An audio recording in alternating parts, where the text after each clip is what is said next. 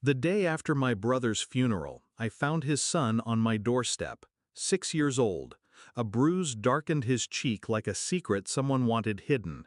He clutched the railing as if it might refuse him, and his voice was so small it felt stolen. "Can I stay? Just for today?"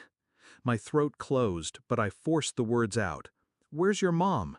He looked at me the way children look when they've already learned the truth about monsters. His lips trembled. "She's busy." I let him in. He walked straight to the couch and sat, knees pulled up to his chest, like he already knew what safety was supposed to look like, and knew it rarely lasted. The silence after him was heavier than grief.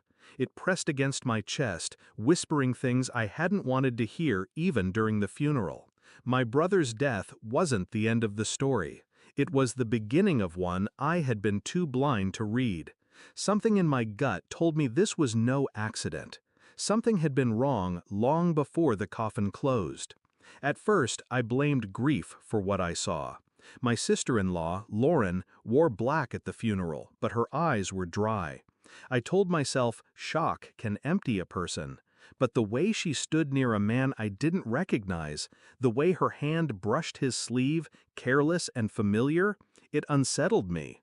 The bruises on my nephew's arms, the way he flinched when her name came up, the lies she spoke casually. "He fell, he's clumsy, kids play too rough." I knew my brother. He was the one who took punches for others in high school. He would never leave his son to this, but he was gone, and I was left with questions no one wanted to answer. Late that night, as my nephew slept in the next room, I stared at my brother's photograph on the mantel. His smile looked wrong now, too trusting. Had he known? Had he died not from illness, not from bad luck, but from betrayal? I didn't rush. Rage wanted me to storm her house, demand answers. But rage burns fast. I needed the slow fire, so I watched. Lauren's car was often parked outside that man's apartment, the one from the funeral, always late, always overnight. I noted the dates, the times. I checked my brother's phone records, the ones I'd taken before the burial. Calls unanswered, gaps in days. Texts from an unknown number that ended abruptly 2 weeks before his death. One message stopped me cold. "He suspects. Be careful." I started piecing it together the way a surgeon handles a scalpel, precise, cold, without tremor. DNA tests confirmed my nephew was my brother's son, but the hospital records showed something else. My brother had gone to the ER months before his death, bruises across his ribs. He'd told them he'd fallen downstairs. No one falls that many times. Lauren's voice echoed in my head. He wasn't strong. His heart gave out. No, his heart was taken, piece by piece. And now the boy bore the same bruises. When the truth arrived, it wasn't loud. It came in a plain envelope. Inside, financial records, joint accounts drained, insurance policies signed with shaky handwriting. My brother's name forged, his savings transferred into Lauren's account days before he died. The betrayal was clinical, precise. She hadn't just cheated, she had bled him dry, body and soul, until nothing was left. That night I invited her over under the guise of discussing custody. She arrived smiling, perfume masking the rot beneath. I slid the papers across the table. She froze. Her hand trembled.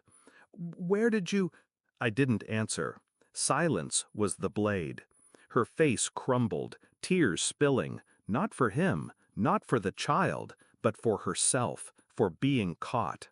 I watched her unravel, and I felt nothing. I didn't shout, I didn't accuse, I only asked one question. Did you love him? Her sob broke, jagged and desperate. I had to survive. He didn't give me enough. I stood, calm, detached. And yet, you took everything. Her tears turned frantic. She reached for me as if I might save her, as if I hadn't already seen the rot. I opened the door. My nephew appeared at the hall, clutching his blanket, his eyes wide and unblinking. "Go," I said. She hesitated, then she left, broken, muttering excuses into the dark. The house was silent again. My nephew crawled onto the couch, resting his head against me. I smoothed his hair, and for the first time since the funeral, I felt steady. I didn't win. There was no victory in ashes, but I had clarity. She would face the law, the records, the evidence. She would face herself.